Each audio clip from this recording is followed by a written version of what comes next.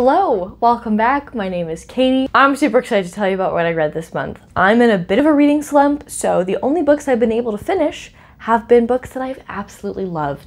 So we're not doing ratings because they're all 4 and 5 stars. I recommend every single thing that I read this month. Let's get into it. We're gonna go in reverse chronological order, so starting with the most recent thing I read, which was How the Word is Passed, a reckoning with the history of slavery across America.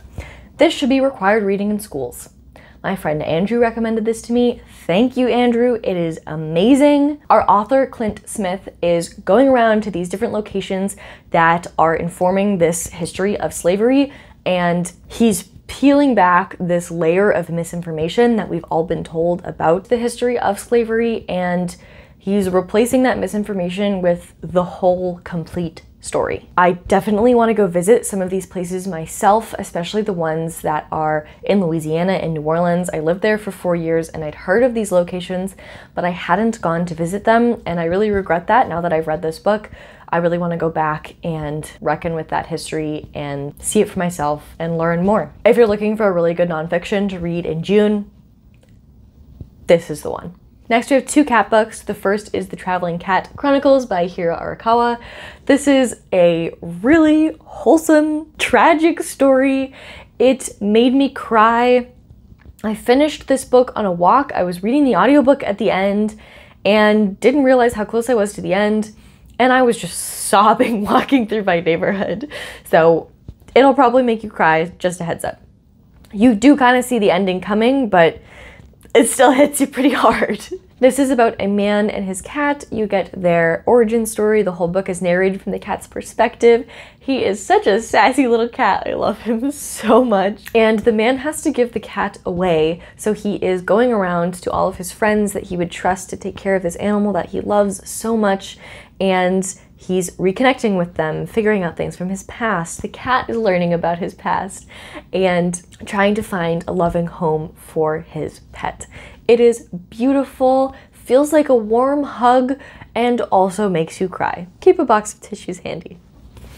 The next cat book is A Man and His Cat. This is a manga about a man adopting a cat, and it's his first cat, so he doesn't really know what he's doing, and he does all these little things, like he sets up the litter box incorrectly and he puts too much litter in it, and then the cat kicks the litter everywhere, and it's just really funny and cute, and it also made me cry.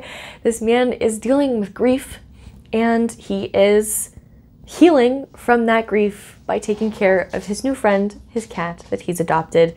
It is a beautiful, lovely, wholesome story. I think it's a series, and if it is, I will definitely be picking up the second one, but if you don't want to commit to a series, this reads really beautifully as a standalone. I can't recommend it enough. The art style is also really cute, wholesome. It feels like drinking a warm cup of tea. Okay, next we have Nimona, and this is about a girl who is a shapeshifter, and she really wants to be the sidekick to this evil villain. She's so sassy and she's so funny. Their relationship is adorable. And this is talking about, power structures and hero versus villain. It's just a really lovely story. Also love the art style in this. The back says nemesis, dragons, science, symbolism. And I think that's a great pitch for this. Next, I read Down Among the Sticks and Bones, which is the second book in the Wayward Children series. I liked this one better than the first one. Every other book is either set in Eleanor West's Home for Wayward Children or in one of the worlds that the children go to.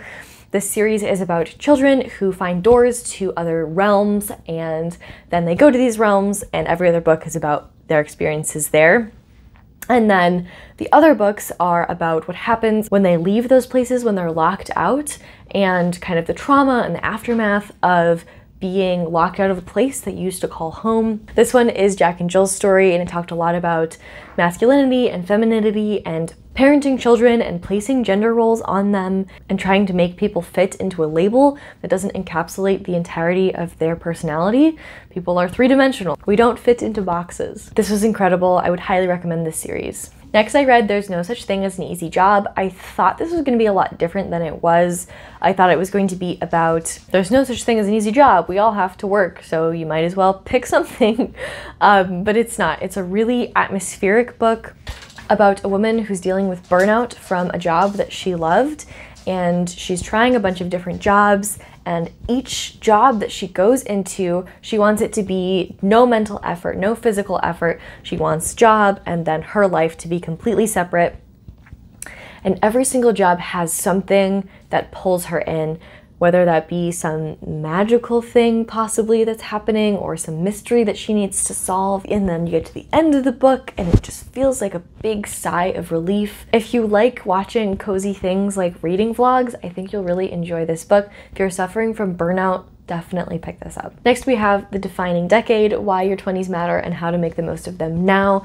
This is written by a psychologist who works with 20-somethings. She's a therapist and she has all this really incredible advice and insight.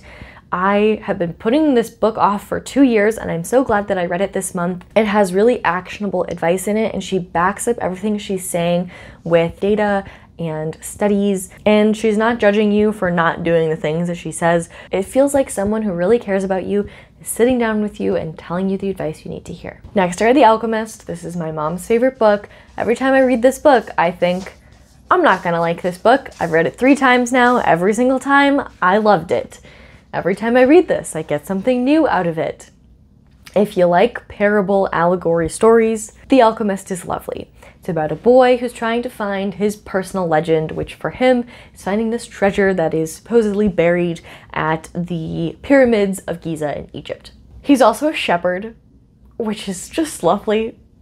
I just want to be on a farm with my little sheep as well. It's just a very nice story and makes you think things about your own life. Highly recommend. Then I read my dad's favorite book, which is The Old Man and the Sea. If you like audiobooks, definitely listen to this one on audiobook. The narrator is amazing. My dad listened to this on audiobook when he originally read it on the audiobook cassette and recommended that I read it on audiobook as well, and I'm really glad that I did. This is about a man who is trying to catch a fish. He's a fisherman, and the fish he's trying to catch is this gigantic marlin. That pitch didn't seem like I would be super into it, but it's incredible. Reminds me a lot of The Alchemist, actually. They're similar stories in the way that they are a simple story with some, action and adventure in it, but it's meant to make you think about your own life and your own struggles. It's beautiful. Then I read All's Well by Mona Awad. This is about a woman who has chronic pain and she is also trying to put on a play of All's Well. She is like a theater director at a college and the students want to put on Macbeth instead. It gets weird. There are demon/devil situations involved. There's a little bit of witchcraft involved and this woman is very unhinged.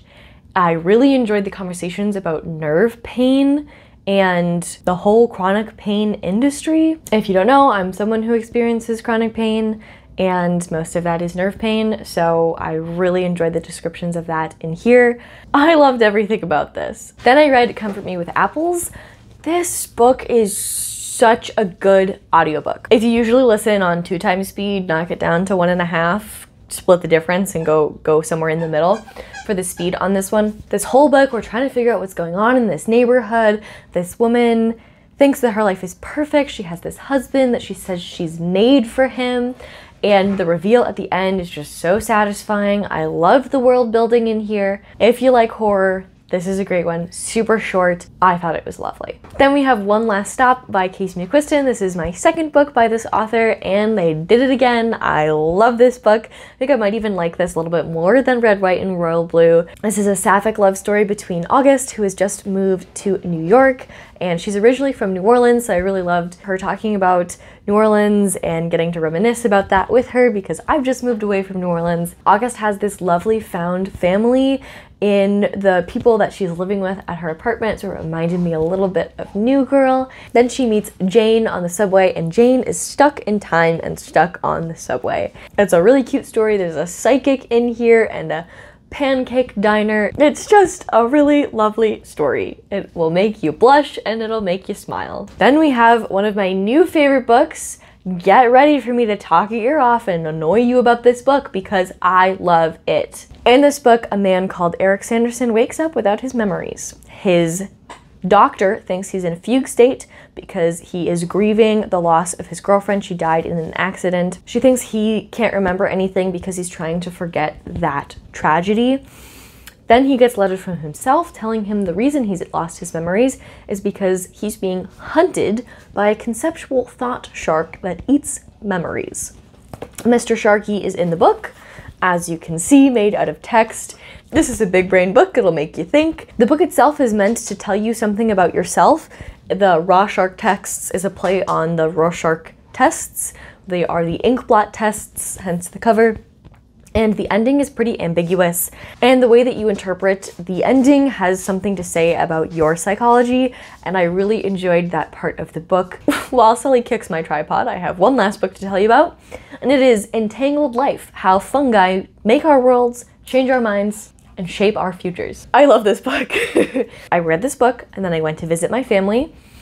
I would not shut up about the mushroom book. It's so good. I had learned about things like slime molds and mycorrhizal networks before, but I had never explored them as in-depth as this book does. I think about this book constantly. If you're interested at all in nature, environmentalism, it's talking about how fungi have this relationship with plants, how they communicate, how we really don't know a lot about them. Also talking a lot about hallucinogenic mushrooms and whether or not that is an evolutionary advantage. It was just so interesting. So that's everything that I read in May. Thank you guys so much for watching. Sally's back. Sally's back. If you want to know what I'm reading next month, please check out my June TBR. Otherwise, if you like this video, I think you'll like this one. And if you want to stick around for more book content, please consider subscribing. I'm going to be posting every other Tuesday and every Friday, so I will see you next Friday. Bye.